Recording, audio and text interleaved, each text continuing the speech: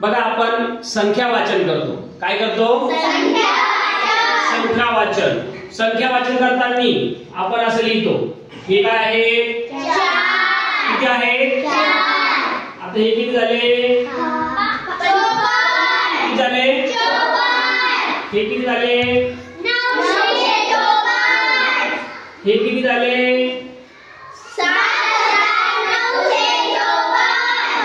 हे किती झाले?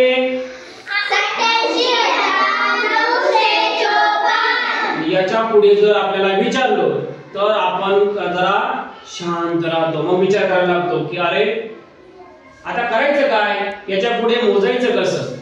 मग आपण तुमच्या समोर एकक, दशक, शतक, हजार, दश हजार, लक्ष, दशलक्ष, कोटी, दशकोटी, अब्ज, दशअब्ज असे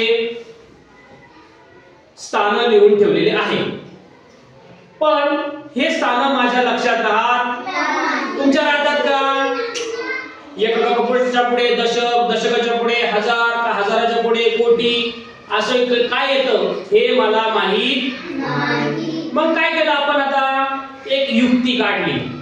लक्षात कसं ठेवायचं. आपण कोणाला पण म्हणतो ए दादा सहलीला चाल ना, म्हणतो की नाही? तसं एक वाक्य बनवलं आपण. काय? ए दादा शहर को आजा. ए दादा शहर को आजा. ए म्हणजे काय? एक. दादा म्हणजे काय? श म्हणजे काय? ह म्हणजे काय? आता हजारामध्ये हे दोघंही येतील ना, कारण दोन संख्या आपण एकक आणि दशक हे दोघं एकत्र वाचत असतो. म्हणजे हजार आणि दश हजार, लक्ष आणि दशलक्ष एकत्र मोजतो. म्हणून आपण हे ह ला पूर्ण हजार मानायचं. त्यानंतर ल ला लक्ष, को ला कोटी आणि आजाला अब्ज. हे वाक्य लक्षात ठेवायचं. ए दादा शहर को आजा. आणि मग याच्यावर लक्षात ठेवायचं कसं, किती मोठी संख्या असू द्या. समजा मी एवढी मोठी संख्या घेतली, एकक, दशक कॉमा दिला, शतकला एकट्याला सोडा कॉमा द्या, या दोन संख्यांना कॉमा, या दोन संख्यांना कॉमा. बरोबर नाही? हे झालं एकक, दशक. ए दादा शहर को आजा. बघा काय झालं मग?